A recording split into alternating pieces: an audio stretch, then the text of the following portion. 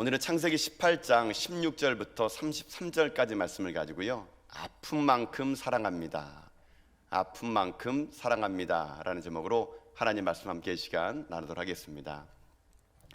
오늘 우리가 읽었던 이 본문은 우리가 잘 알고 있는 그 소돔과 고모라에 관한 이야기입니다.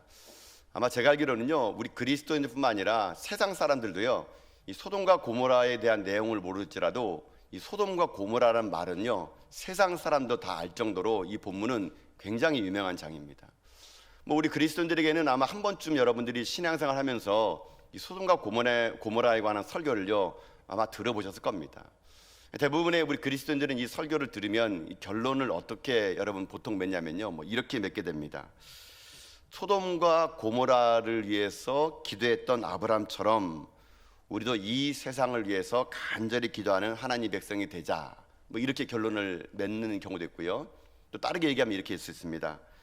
소돔과 고모라가 의인이 10명이 없어서 망했으니 우리가 이 나라 이 민족 가운데 의인 10명의 삶을 살자, 이렇게 얘기하면서 보통 오늘 이 본문은요, 대부분이 어디를 얘기하냐면은 아브라함의 이 중보기도, 기도를 나타낼 때 이 본문을 단골 메뉴로 쓰는 게 오늘 본문의 일이라는 겁니다. 여러분, 근데요, 이 본문이 그것만 있는 게 아니라는 겁니다. 물론 저도 이 본문을 가지고 전에는요, 이 중보기도의 특성, 간절한 기도하는 자의 승리, 이런 식으로 여러 가지 설교를 했는데, 제가 이제 우리 신년부터 우리가 아브라함의 이야기를 쭉 창세기를 12장부터 하지 않았습니까? 하면서 이 본문을 제가 다시 한번 읽어보고 또 연구해보고 묵상해 보는데, 제가 그전에는 못 발견했던 이 본문이 여기 있더라고요. 그게 뭐냐면은 이 본문이 아브라함이 중보기도 하는 그거보다 더 중요한 게 있더라고요. 그게 뭐냐면 아브라함이 왜 중보기도 할 수밖에 없었던 이유와 하나님이 왜 아브라함에게 나타나셨는가라는 게 더 큰 이유더라고요. 물론 중보기도에 관한 은혜로운 설교라는 것도 맞긴 맞는데요, 제가 발견한 건 뭐냐면 하나님이 그러면 왜 아브라함한테 이런 중보기도가 할 수밖에 없는 이유를 왜 만들었을까? 도대체 하나님이 아브라함에 나타나셔가지고 무슨 말씀을 했길래 아브라함이 이렇게 6번에 걸쳐서 하나님께 간절히 기도할까? 그 하나님이 나타난 이유를 알게 되면은 우리 본문에 있는 말씀이 더 풍성한 은혜로 다가오게 되고, 우리가 그동안 놓쳤던 이 창세기 18장에 더 큰 하나님 뜻이 나타나게 된다는 것이거든요. 그래서 오늘은요, 저와 여러분이 한번 이 본문을 좀 다른 각도에서 보려고 합니다. 어떤 각도는 뭐냐면요, 하나님이 왜 아브라함에게 나타나셨을까라는 겁니다. 왜 하나님 나타나셔가지고 도대체 아브라함에게 무슨 뜻, 어떤 계획을 말씀했기에 아브라함이 이렇게 6번에 걸친 중보기도를 했는가, 그 부분에 대해서 우리가 한번 이 시간 나눠보는 시간을 갖도록 하겠습니다. 자, 여러분들 기억하시겠지만 지금 지난 시간까지 하나님은요, 아브라함에게 언약을 재확인시켰습니다. 하나님께 나타나셔가지고 86세에 낳은 이스마엘에게 온통 모든 걸 빼앗아 놓은 아브라함에게 얘기하죠. 너의 본체를 통해서 아이를 낳을 거라고, 그의 아들의 이름을 이삭이라 하라고 얘기해 주면서 다시 하나님은 잊혀진 하나님과의 아브라함과의 언약을 상기시킵니다. 그러고 나서는 그 상기시켜준 그 표시로 할례를 행하게 합니다. 그래서 언약 백성이 됨을 확인시켜주는 게 이 17장까지 내용이에요. 자, 이제 이 18장에는 어떤 내용이냐면 지난주에 살펴봤던 것처럼 언약 백성, 즉 하나님께 할례 받은 백성들이 어떤 인생 살아야 되느냐, 지난주 우리가 그거 살펴봤죠. 나그네를 환대하는 겁니다. 나와 전혀 상관없는 사람, 내가 100%도 안 될 사람, 무시해야 될 사람에게 환대하는 거, 그게 하나님의 언약 백성의 특징이다, 이렇게 설명했습니다. 자, 오늘은요, 그 다음의 이야기거든요. 다음 이야기가 어떻게 되냐면은 이렇게 시작됩니다. 이제 아브라함의 장막에 온 세 사람이 아브라함의 차려준 거한 음식을 먹고요, 이제 일어서려고 합니다. 근데 아브라함이 그 세 사람을 배웅하는데, 제가 볼 때는 제가 상상해 봤는데 아브라함이 이 세 사람을 아주 깍듯이 배운 것 같아요. 나중에 이 아브라함이 그 하나님 만나지 않습니까? 언약을 다시 챙기던 하나님 만나니까 아브라함이 깍듯이 배웅하는데, 이 아브라함의 배웅이요, 꼭 우리 그 한국 사람 배웅같이 하는 것 같아요. 보통 여러분도 여러분 집에 손님 오면은 그냥 방 안에서 그냥 안녕히 가세요 이렇게 안 하잖아요. 방에서 그냥 또 가실 때 아이고 안녕히 가세요 해놓고 또 거실까지 따라와 가지고 안녕히 가세요, 또 엘리베이터 가가지고 또 안녕히 가세요 하고, 여러분 이렇게 친절하게 안녕히 가시라고 하지 않습니까? 차에 타면은 또 얘기합니다. 손을 들면서 안녕히 가세요 이렇게 합니다. 이런 모습이 여러분 아브라함은 그랬을 것 같아요. 정성을 다하여 인사하는 그런 모습. 근데 이 모습 속에서 하나님이요, 갑자기 이제 가시려다가 아브라함에게 여기는 목적을 얘기합니다. 그 목적이 뭐냐면은 이 소돔 땅 고모라 땅을 심판하기 위해서 오신 거라고 얘기를 합니다. 근데 그 대화가 계속 이어져요. 근데 그 대화가 계속 이어지다 보니까 이 하나님과 아브라함 사이에 주거니 받거니 대화가 이어지니까 아브라함과 하나님은 거기 남아있게 되고 두 천사는 지금 어떻게 되느냐? 소돔성으로 가게 됐다는 겁니다. 이제 아브라함과 하나님과 남아가지고 독대하는데 하나님이요, 지금 소돔성에 대해서, 고모라성에 대해서 심판할 거라고 말을 하니까 아브라함이 하나님에게요 이렇게 얘기합니다. 여러분 25절에 있는 말씀이거든요. 자, 25절에 무엇이라고 아브라함이 하나님께 얘기하는지 한번 보도록 합시다. 한번 읽어봅시다. 시작. 주께서 이같이 하사 의인을 악인과 함께 죽이심은 부당하오며 의인과 악인을 같이 하심도 부당하나이다. 세상을 심판하시는 이가 정의를 행하실 것이 아니니까. 아멘. 자, 여러분 들어보세요. 지금 아브라함의 이런 행동은 아브라함이 하나님 옆에 좀 이렇게 뭐 대들거나 하나님을 가르치거나 하나님 이러면 안 됩니다라고 이렇게 말하는 것처럼 뉘앙스가 보이는데요, 사실은 그런 게 아닙니다. 지금 여러분 이 25절에 있는 말씀이 아브라함이 하나님에게요 무엇을 말하냐면은 하나님의 성품을 말하는 겁니다. 하나님, 당신은 의로움을 아닙니까? 의 자체 아닙니까? 그 25절 하반절 보시면 세상을 심판하실 이가 정의를 행해야 되는 거 아닙니까? 그 아브라함 입장에서는요, 하나님은 의로우신데 어떻게 악인을 물리치면서 의인까지 함께 멸하십니까? 그건 하나님의 성품이 아닙니다. 이렇게 하나님의 성품에 대해서 아브라함이 지금 현재 말씀하고 있다는 거거든요. 여러분 이것이 오늘 이 본문의 큰 주제예요. 주제가 뭐냐면요, 오늘 본문의 주제는 하나님의 의로우심입니다. 의로우심.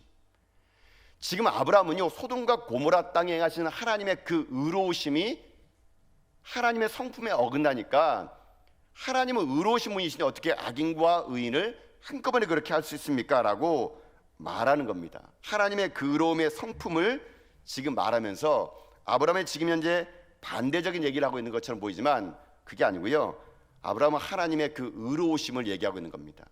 자, 근데 여기에 문제가 있는 거예요. 오늘 본문의 전체적인 맥락은 이 하나님의 의로우심인데 아브라함이 이 의로우심을 말할 수밖에 없는 이유가 있어요. 왜 아브라함이 이걸 건드렸냐면요, 하나님이 오늘 본문에서 가장 중요한 핵심 구절은 19절이거든요. 이 19절 때문에 아브라함이 이 의로움 때문에 6번이나 기도하게 되는데 하나님이 나타난 이유가 여기 있습니다. 왜 나타났을까? 자, 여러분 19절 말씀 한번 보세요. 자, 한번 읽어보겠습니다. 시작. 내가 그로 그 자식과 건속에게 명하여 여호와의 도를 지켜 의와 공도를 행하게 하려고 그를 택하였나니 이는 나 여호와가 아브라함에게 대하여 말한 일을 이루려 함이니라. 아멘. 자, 여러분 봐보세요. 이 19절 말씀이 오늘 이 전체 본문의 가장 핵심인데 하나님이 아브라함을 택한 이유가 나와요. 뭐 때문에 택했습니까? 의와 공도를 행하게 하려고 택했다는 거예요. 그러니까 아브라함 입장에서는 자기가 선택받은 게 하나님의 의와 공도를 행하려고 나를 불렀다면 하나님은 어떤 분이라는 겁니까? 하나님은 의로운 분이라는 얘기예요. 나를 의와 공도로 행하게 하는 하나님이 어떻게 악인과 의인을 한꺼번에 멸한다는 겁니까? 그거는 의로운 행위가 아니란 얘기예요. 그래서 아브라함이 오늘 이 하나님의 의를 얘기하고 있다는 것이거든요. 이걸 뒤집어서 얘기하면요, 하나님 오늘 아브라함에게 그 의로움을 다시 듣는 것처럼 오늘 하나님은 오늘 이 시대에 우리를요 부르신 목적이 여기에 나와 있다는 겁니다. 여러분, 우리도 아브라함처럼 하나님의 부름받은 존재들입니다. 우리가 하나님 앞에 복받을 존재이고요, 우리는 복의 통로가 돼야 돼요. 그러면 우리가 복의 통로가 되고 복받는 근원이 되려면은 하나님 우리에게 요구하는 게 있습니다. 무엇을 요구하느냐? 아브라함처럼요 의와 공도를 향하는 인생이 돼야 된다는 얘기예요. 이걸 행할 때 우리가요 어떤 인생 되느냐? 이 시대의 진정한 복의 근원이 되고 복의 통로가 될 수 있다는 겁니다. 자, 그래서 오늘 본문은요 이 19절을 가지고 함께 하기 원해요. 무엇을 얘기하고 원했냐? 그러면 우리가 이 시대를 살아갈 때 하나님이 그토록 원했던 의로움, 의와 공도를 행함으로 말미암아 내가 이 시대의 복의 근원이 되고 복의 통로가 되려면은 우리가 어떤 인생을 살아야 되느냐, 어떤 삶의 자세를 살아갈 때 하나님이 우리라 하여금 의와 공도를 행하는 인생이 될 것이냐, 그런 실천적인 삶을 한번 나눠보는 가운데 저는 바라기 원하는 것은 여러분들이요 하나님의 의로움으로 여러분이 무장되어서 이 땅에 진정으로 하나님의 의로움을 행사하고 또 여러분들이 이 시대에 복의 근원이 되고 복의 통로가 되는 여러분 다 될 수 있기를 여러분 주님의 이름으로 축복드립니다. 자, 그러면 봅시다. 우리가 어떻게 행할 때 하나님의 의와 공도를 행할 수 있을까요? 제가 발견한 것은요, 이 19절 말씀을 가져서 얘기하면요, 여기 본문에 답이 나왔는데 이런 인생을 살아가는 것입니다. 우리 삶의 자세는 첫 번째 이겁니다. 여러분 어떻게 살면 되느냐? 하나님의 의를 갈망하는 인생이 되라는 겁니다. 하나님의 의를 갈망하는 인생이 되라. 그럴 때 우리가 하나님의 의와 공도를 실천하는 인생 될 수 있다라는 겁니다. 하나님의 의를 갈망하는 인생. 자, 오늘 이 본문은 제가 얘기했던 것처럼요, 오늘 이 본문은 하나님의 의로우심에 관한 이야기예요. 의로우심. 그러면서 하나님은 자기가 의로우니까 하나님 선택받은 백성들도 의롭기를 원하세요. 왜 그럴까요? 왜 하나님은 우리가 의롭게 살기 원할까요? 간단해요. 세상은 불의하기 때문에 그런 거예요. 불의하기 때문에. 세상에 의인이 없기 때문에 그런 겁니다. 불의한 세상 속에서 예수 믿는 사람들만이라도 의로운 삶을 살아서 그들의 의로움을 통하여 하나님이 복을 흘려주기 위해서 우리로 하여금 의로운 세상을, 의로운 인생을 살기를 하나님은 원하신다는 것입니다. 저는 이것이 우리에게 가장 시급한 거라고 생각해요. 여러분, 세상은요 불의해요. 여러분, 세상은요 정직하지 않아요. 세상은요 거짓돼 있어요. 근데 여기에 우리 믿음의 사람들도 그냥 묻어간다는 얘기입니다. 묻어간다는 거. 보세요, 이런 말이 있잖아요. 아이고, 대한민국에서 정직하게 세금 내가지고 어떻게 장사해? 어떻게 사업해? 적당히 세금도 이렇게 하면서 사는 거지. 다 그런데 뭐 나만 별 수 있겠어? 이게 뭐예요? 불이에요, 불이. 이것이 상식이고 이것이 기본인 거예요, 여러분요. 그리고 우리는요, 틈만 나면은요, 우리는 그냥 거짓말을 밥 먹듯이 해도 우리는 양심에 꺼리낌이 없어요. 여러분, 도대체 우리 가운데 의가 뭐 있을까요? 정의가 살아있을까요? 여러분, 지난 한 주간 동안 여러분 얼마나 의로우셨습니까? 누가 보더라도 여러분이 야, 저 사람 참 의로운 사람이야. 아니, 의롭다는 말이 좀 어려우면요, 쉽게 얘기할게요.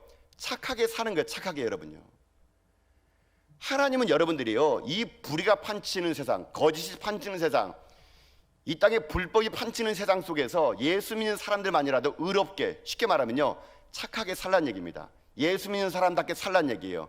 그럴 때 하나님은 우리를 통하여 복의 근원 삼아주고 우리의 행동을 통해서 하나님이 복을 흘려 주신다는 것이거든요.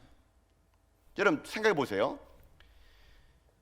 여러분, 가정이 왜 불행할까요? 우리 가정이 왜 불행할까요? 어떤 분은 얘기합니다. 돈 때문이라고요. 여러분, 아니에요.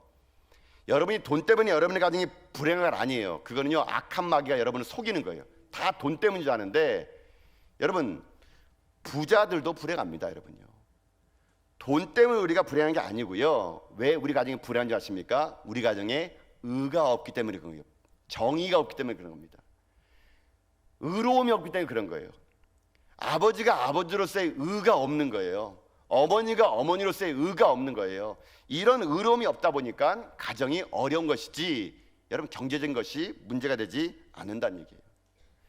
가정이나 개인이나 국가나 모든 곳에 이 의가 사라진 그때부터 세상은요 불의가 판치는 세상이 되고 맙니다. 하나님은 그런 이 시대에 우리들을요 어떻게 사랑하느냐?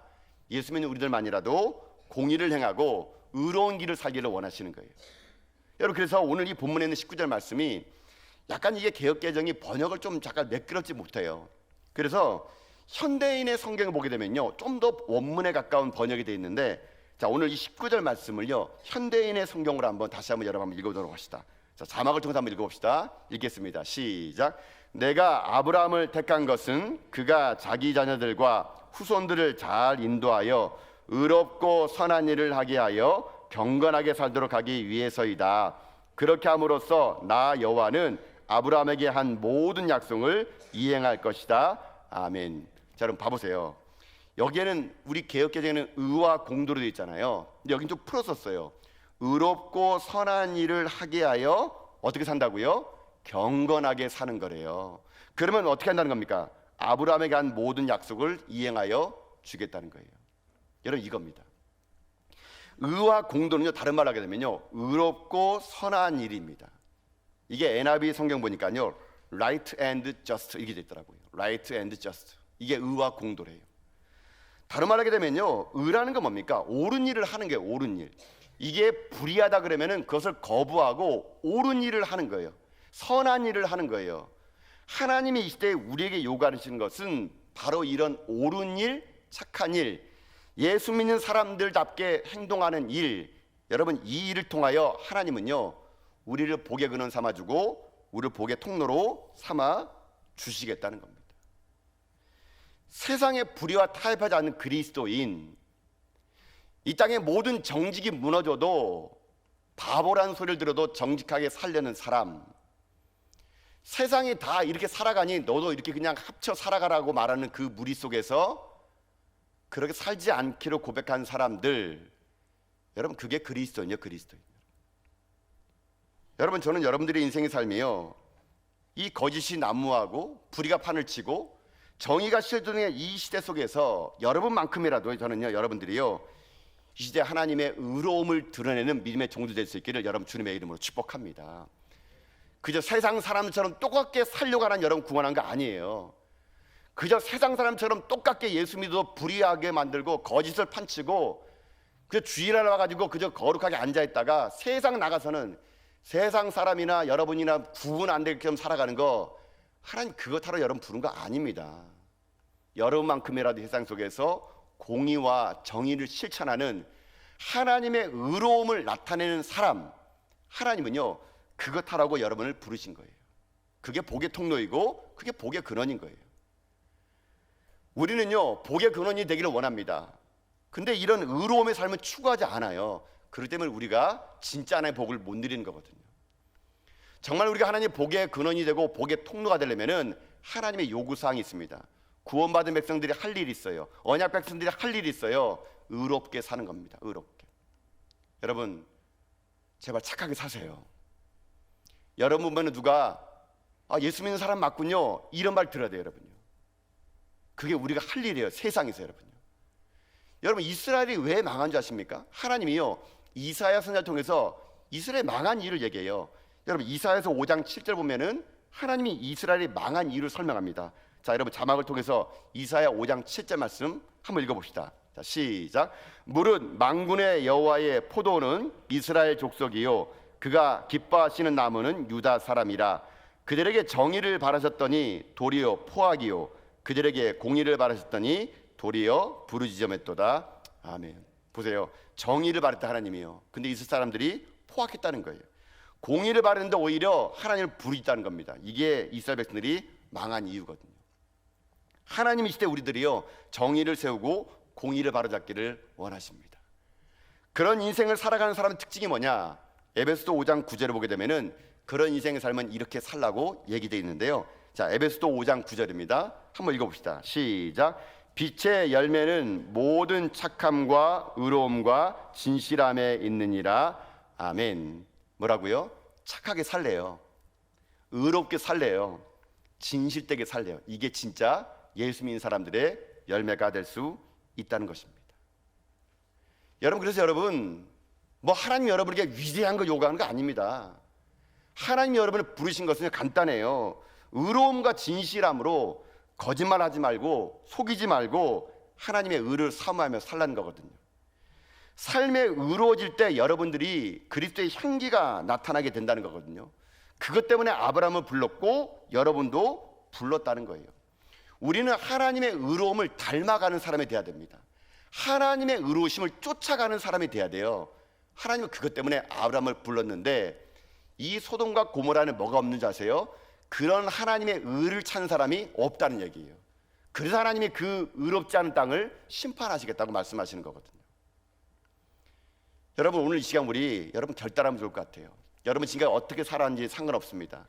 여러분 지금까지 어떤 인생 살았는지 하나님은 관심 없습니다. 오늘 이 시간부터 우리가 의로워지기로 결단하는 가운데 전 여러분들이 하나님이 찾는 의로운 자가 될 수 있기를 여러분 주님의 이름으로 축복합니다. 여러분 삶이 거룩하고 순결하고 의로운 인생이 되어서 여러분 삶이요 이 땅에 하나님을 의를 드러내는 그런 인생이 돼야 돼요. 우리 전화교회가 원래 창립 50주년을 맞이했습니다. 창립 50주년을 맞이하며 이 땅에 50년 동안 이 교회가 서 있지만 우리 전화교회가 의와 공도를 실행하지 않는다면요 이건 그냥 건물에 불과해요. 건물이. 여러분요, 세상은 건물을 주목하지 않습니다.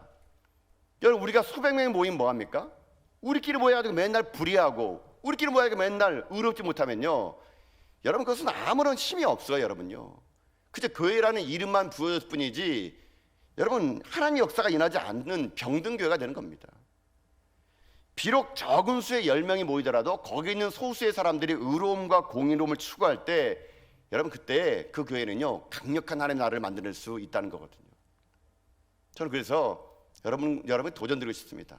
우리 전화교회가 하나님의 의로움을 추구하는 교회가 되고 공의를 추구하는 교회가 되고 우리 성도들이 삶의 자리에서 의롭고 공의롭고 착하게 진실되게 살아감으로 인해 가지고요, 우리를 통하여 다시 울산 땅이 대한민국이 열방이 복을 받는, 전 여러분이 복의 근원되고 복의 통로가 되는 우리 전화교회 여러분 다 될 수 있기를 여러분 주님의 이름으로 축복합니다.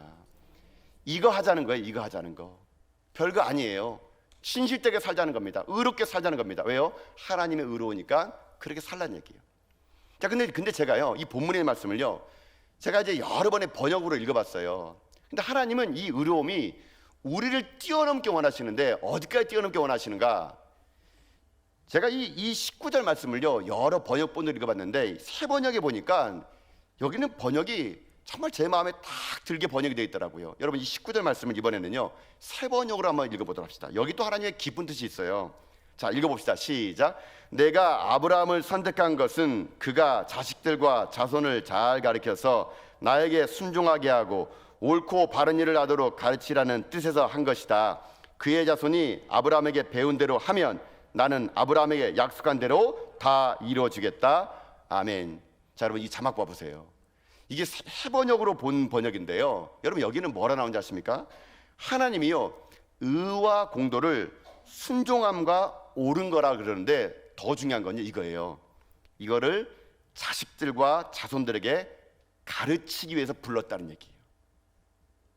저는 이 말씀 딱 보는 그 순간요, 하나님이 아브라함을 통하여 그의 후손들이 복을 받는 민족을 이룰 때 아브라함의 책이 뭔지 아십니까? 이 하나님의 의와 공도를 가르치는 거예요. 옳은 일, 선한 일, 바른 일을 가르칠 때 하나님이 그의 자손이 아브라함에게 배운 대로 하면 그 자손에게 하나님 어떻게 하는 줄 알고요? 복을 얻게 주시겠대요. 옳고 바른 일을 하도록 가르쳐라. 여러분 이게 중요합니다. 여러분의 지금 자녀들은 어떠세요? 안녕하십니까? 여러분 보통 여러분 자녀들과 소통이 잘 안 되시죠? 말이 여러분 잘 안 통하시죠? 저희 집만 그런 모양이군요. 여러분 뭐 저희 집은 사춘기에 맞은 아이가 둘이 있는데, 여러분 중고등학생 청소년들을요 여러분 요즘 신종어로 뭐라 합니까? 뭐 신종어도 아니에요. 옛날부터 불었던 말인데 요즘 청소년 아이들을 뭐라 그러냐면요 외계인이라고 합니다. 외계인. 말이 안 통하는 거. 여러분 제가요 이걸 보면서 그 생각 해봤어요. 제가 어렸을 때만 하더라도요 이 가치관이라는 것이 이 사회 통념으로 이루어진 세상이었습니다. 이게 무슨 말이냐면요, 예를 들면 이런 거예요. 제가 어렸을 때 교회를 갑니다. 가면은요 어머니가 얘기해요. 빨리 교회 가라. 예배 시간에 늦지 말고 가라. 그러면 예하고 가가지고 늦지 않도록 가야 돼요. 근데 만약에 예배 시간에 가려다가 새끼로 빠져가지고 교회 지각했다. 그러면은 그날은 아주 그냥 죽는 날입니다. 죽는 날. 감히 예배 지각해? 막 맞는 날이에요. 어머니가 헌금하러 딱 돈을 줬는데 거기에서 헌금을 딱 가지고 반은 가해사의 거, 반은 하나님 거, 노나 가졌다. 그러면 그날은 거의 그냥 매장입니다. 매장당이에요. 근데 그렇게 만약에 어머니가 어떤 룰을 어겼을 때 회초를 들고 때리잖아요. 그러면 그 당시에는요 누구나 그 가치관이 통용되는 사회 속에서는요 맞을 짓을 했네 이렇게 얘기합니다. 그렇게 어머니가 저를 회초를 들고 때릴 때 제가 반박 못해요. 왜요? 잘못이라는 것을 아는 거니까. 그러니까 어머님과 제가 그 예배의 가치관이 맞은 거예요. 사회 통념상. 근데 오늘날 이 시대를 보세요. 포스트 모던 시대 속에서 모든 게 다 옳은 거예요. 여러분 자녀들과 한번 얘기하게 되면은 여러분 자녀들이 뭐라 합니까? 야 예배 시간 늦지 않도록 가라. 야 예배 꼭꼭 드려라. 그러면 아이들이 이해합니까? 꼭 무슨 말 합니까? 왜요? 아니 그냥 왜요라는 말 들으면요 막 말이 막혀요. 당연한 걸 왜요라 물어보니까요 무슨 말을 할지 몰라요. 그럼 막 설명하잖아요. 그게 무슨 말이에요? 또 물어봐요. 여러분 지금 시대에는요 우리 부모의 가치관과 자녀의 가치관이 너무 다른 거예요. 다른 가치관을 살다 보니까 가치관끼리 충돌이 나는 거예요. 그래서 무슨 말만 하면은 왜요? 왜 그래야 되는데요? 왜 가야 돼요? 왜 그걸 해야 돼요? 왜 헌금해야 돼요? 우리 너무 당연하게 여겼던 것들을 외우라고 물어보니까 우리는 그런 기성세대들은 그런 교육을 외우라는 거 감히 어떻게 어른들한테 물어봐요. 어른들한테 어떻게 말대꾸를 해요. 오늘 시대는요 따박따박 말대꾸 하고요, 아이들이 대답을 하면은요 어른들이 질문을 못해요. 대답을 못해요. 그래 차라리 여러분 그러다가 어떡합니까? 안 되니까 맨날 너 몇 살이야? 그러면서 막 그냥 하다 보니까 뭐 나이로 애들 그냥 막 쥐어받고 그래가지고 더 대화가 안 되고 단절되잖아요. 그래서 어떨 때는요 차라리 부모가 준비 안 되면요 애와 얘기 안 하는 게 더 평화로울지도 몰라요. 여러분요. 여러분 왜 이렇게 됐을까요? 가르치지 않아서 그런 거예요. 의로움을 가르치려면요 우리가 못 가르친 거예요. 여러분요. 여러분 잘 들어보세요. 자녀에게 마땅할 것을 교육하지 않으면, 우리가 자녀에게 마땅할 교육하지 않으면 세상이 우리 아이들을 가르친다니까요. 여러분요. 우리 부모가 마땅한 걸 교육하지 않으면요 스마트폰이 우리 아이들을 가르쳐요. 세상의 악한 것들을 우리 아이들을 교육한다니까요. 우리가 안 가르치면 그렇게 된다는 거예요. 여러분요. 하나님은 오늘 우리들을 선택한 것은요 의와 공도를 행하되 이거를요 자손들에게 잘 어떻게 합니까? 가르치래요. 그리하여서 바른 길을 갈 수 있도록 가르치는 것이, 그것이 우리를 부른 목적이라는 겁니다. 제가 그런 일념에서 제가 작년부터 우리 청소년들 제자훈련학교인 이 다이카 요셉학교를 시작했어요. 다이카 요셉학교는요 우리 청소년들이 매주 토요일마다 1시부터 4시까지 모입니다. 1시부터 4시까지 모여가지고요 애들이 토요일에 여러분 얼마나 바쁩니까? 여러분 놀러 가야 되죠, 학원 가야 되죠, 뭐 할 일 많잖아요. 여러분요. 그런 애들 여러분 15명 애들 모아놔가지고요 1시 후 5시까지 여러분 3가지를 교육했어요. 하나님의 누구인지, 그리고 하나님 앞에 내가 어떤 존재인지, 하나님을 알고 나를 알면 세상을 어떻게 살아갈지 딱 3개 주제입니다. 하나님, 나, 세상. 이거를 아이들 가르쳤습니다. 아이들이요 처음에는요 왜 내가 여기 와야 되는지, 처음엔요 입학식 할 때도 애들이요 막 그냥 엄마한테 그냥 끌려와요. 어떤 애는 잡혀옵니다. 잡혀오고 어떤 엄마는 막 거래를 해요. 네가 가면은 얼마 주겠다, 뭐 그 딜을 냅니다. 딜을. 그래가지고 애들을 데려와가지고 앉혀놓으면 애들이 그 듣습니까? 귀 막고 푹 자죠. 이런 아이들을 11주 동안 변화될 것 같은 아이들에게 하나님을 설명하고 내가 누군지를 알아가고 세상을 발견하며, 그렇게 11주를 지지고 볶고 싸웠더니요 아이들이 조금씩 변화되는 거예요. 처음에는 애들이 오면은요 학원 가야 된다, 뭐 해야 된다, 세상의 것으로 자기의 머리를 채우려던 아이들이 이제는 오히려 여기 빨리 가야 된다고 부모님을 선택해요. 더 중요한 건 뭔지 아세요? 이 원동력이요 부모님들이, 제가 이 학교를 만들 때요 아이들이 1시부터 4시까지 훈련 받을 때 부모님은요 아이들 데려두고 집에 가는 게 아니라 부모님은 그 시간 동안 지하기도에서 기도하게 만들어요. 기도하게. 부모님들 처음에는요 그냥 아이만 딱 데려주고 가려고 했어요. 그러나 제가 잠깐 해가지고 부모님들 다 지하에 모아놓고 4시간 동안 기도하게 만듭니다. 부모님들도요 자기 아이를 위해서 그렇게 많이 기도해 본 적 없을 겁니다. 부모님의 기도 속에, 성령님의 역사 속에 이 아이들이 11주간의 교육을 받고 이 강인시대에서 만난 하나님을 이제는요 태국이라는 불교국가, 기독교인 1%밖에 안 되는 곳, 우리가 가야 될 태국 팡하는 0.1%밖에 되지 않는 곳, 한국 선교사가 1명밖에 없는 그 팡하 불교국가에 아이들이 갑니다. 가서 그 현장에서 강인시대를 만난 하나님을 현장에서 만나는 거예요. 그 만난 하나님을 가지고 그 불의한 땅, 그 불교국가에 하나님의 의와 공의를 실천하기 위해서 우리 아이들이 태국으로 떠나는 거거든요. 이거를 가르치는 겁니다. 여러분 세상은요 지금도요 오늘 우리들에게요 옳은 길 바른 길을 가르쳐주지 않습니다. 세상의 불의를 우리 자녀들에게 가르칩니다. 그래서 이 땅의 세상의 아이로 만드는 이 시대 속에서 저는 우리 전학교만큼은요 모든 성도들이 하나님 앞에 의로운 길을 걸어가고 그 의로운 길을 걸어감으로 인해 가지고 우리 다음 세대들이 이 시대 아브라함처럼 준비된 의로운 자가 되어 세상을 변화시키는 귀한 믿음의 자녀가 되는 그런 놀라운 이 역사가 임할 수 있기를 여러분 주님의 이름으로 축복합니다. 사랑 성도 여러분, 우리 의롭게 삽시다. 착하게 삽시다. 진실되게 삽시다.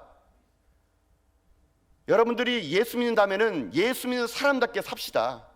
누가 보더라도 목사가 목사답고 성도가 성도답고 교회가 교회다운 거, 여러분 그것이 진실 아닙니까? 이게 기본 아닙니까? 이 기본이 무너지니까 이 세상에 불의가 판치고 예수 믿는 사람이나 안 믿는 사람이나 똑같은 이 세대 속에서 이 땅에 소돔과 고모라처럼 심판을 받으면 어떡합니까? 우리라도 깨어있는 믿음의 종들 되어서 의를 실천하여서 하나님의 거룩과 공의를 실천하여서 경건한 삶을 통해서 저는 하나님이요 의를 인하여 이 대한민국을 살리고 열방을 살리는데 의로움을 실천하는 우리 전하계와 여러분 다 될 수 있기를, 또 다음 세대가 다 될 수 있기를 여러분 주님의 이름으로 축복합니다. 이게 우리가 할 일 첫 번째입니다. 뭐라고요? 하나님의 의를 행하는 자가 되십시오. 자, 그러면 두 번째가 뭐냐면요, 의와 공돈인데 이 공돈을 좀 넓게 해석하면은요 이렇게 살아가는 겁니다. 우리가 진정 이 시대에 복의 근원이 되고 복의 통로가 되면은 두 번째, 여러분 이런 삶을 사세요. 풍성한 자비의 사람이 되라는 겁니다. 풍성한 자비의 사람이 되라. 다른 말로 하면은요 긍휼을 베풀며 살라는 얘기예요. 자, 여러분 보세요. 지금 아브라함이 의로웠어요. 의로움을 행했습니다. 그러나 아브라함은요 차가운 의로움의 도덕주의자가 아니었어요. 여러분 의롭다 하면은요 나는 이걸 잘 지켜, 나는 이걸 잘 행해. 근데 자칫 여러분 그게 있습니다. 자꾸 의로움으로 사는 사람은요 어떻게 되는지 아십니까? 그 의로움이 쌓이다 보면은요 어떤 위험성이 있냐면요 바리새주의인처럼 살게 돼요. 여러분 바리새인 보세요. 예수님이 바리새인들을 왜 그렇게 싫어하는지 아십니까? 그들은요 의로운 생활을 했어요. 3일 한번 금식했고요 11조도 드렸고요. 이 바리새인들은 할 것 다 했어요. 모든 율법을 지켰다고 자기들은 얘기합니다. 자기들의 의로움은요 하늘을 찔러요.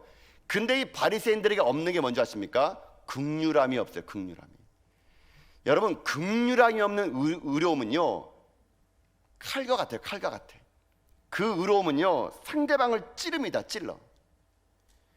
여러분 사랑이 뒷받침이 되지 않은 의로움은요 주님 앞에 책망만 들을 뿐이거든요.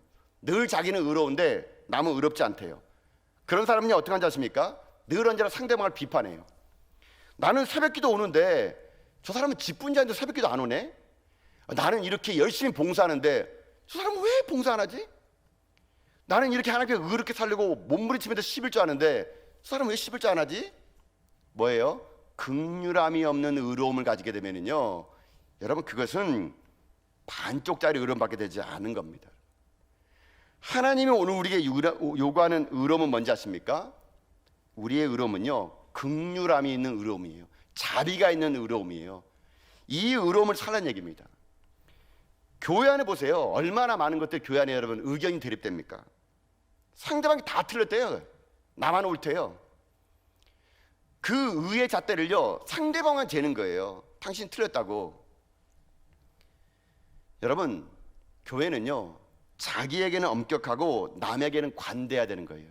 그게 긍휼이 있는 의로움이에요. 그런데 이런 긍휼이 없는 의로움을 가지고 그저 날카로운 의로운 잣대를 가지고 나는 공의로워, 나는 정의로워, 나처럼 살라 그래. 그러면은 여러분 그것이 결국 공동체를 무너뜨릴 수밖에 없다는 겁니다. 아브라함 보세요. 아브라함은요 하나님 앞에 그런 차가운 의로움이 아니었습니다. 그 소돔과 고모라 땅에 죄가 있는 거 알아요. 아브라함이 얘기합니다. 하나님이 소돔과 고모라를 심판할 때 아브라함이 이렇게 안 했어요. 아이고 내 저럴 줄 알았다니까. 꼭 저렇게 범죄하더니 언젠가 하나님이 손볼 줄 알았어. 하나님 좀 빨리 좀 손보세요. 이렇게 아브라함 안 했습니다.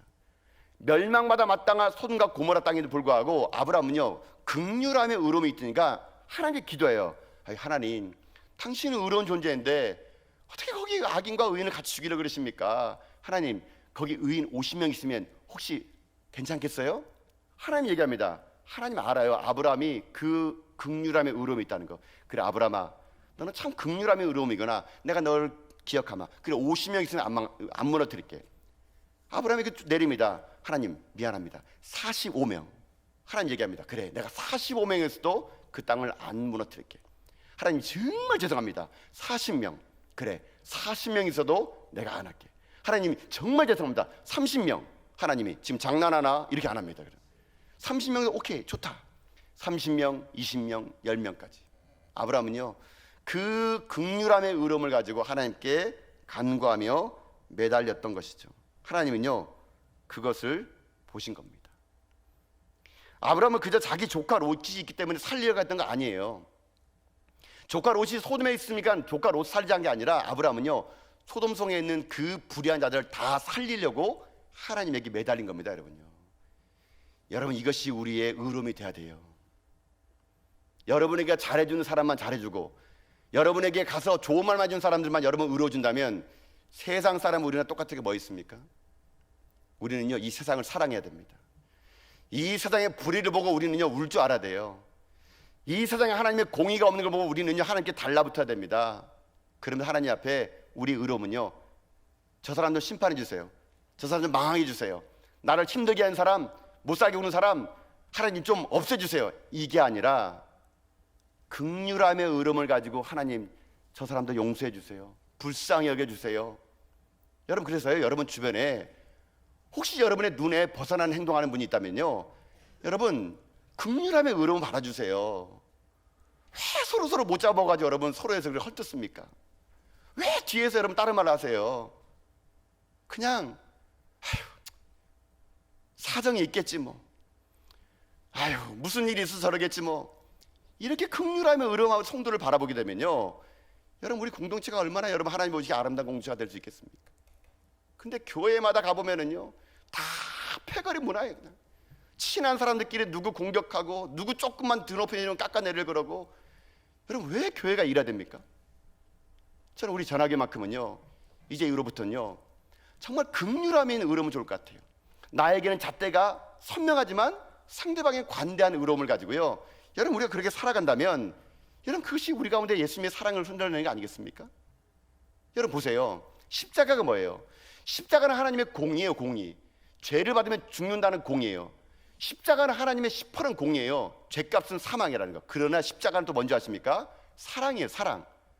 그 십자가에 다 죽어야 되는데 하나님이 자기를 내어준 거예요. 자기 아들을 죽인 거예요. 그 의로움의 긍휼함의 의가 십자가의 사랑이 돼가지고 저와 여러분을 살린 거 아니겠습니까? 여러분요, 하나님요 자기 아들을 내어주는 그 아픔의 사랑을 겪으면서 너무 우리를 사랑하는 것이 아프니까요, 아픈 만큼 자기 아들을 내어주는 극진한 사랑을 우리에게 하나님이 보여주었다는 겁니다. 여러분, 그래서요 누가 사랑한 줄 아십니까? 상대방을 보고 아파할 줄 아는 사람이 진짜 사랑하는 거예요. 그 사람의 눈물을 알고 그 사람의 형편을 알고 그 사람의 아픔이 내 아픔이 된 사람만 진짜 사랑하는 사람 될 수 있는 거거든요. 제가 이 본문의 말씀 준비하다가요 그런 사람 한번 봤어요.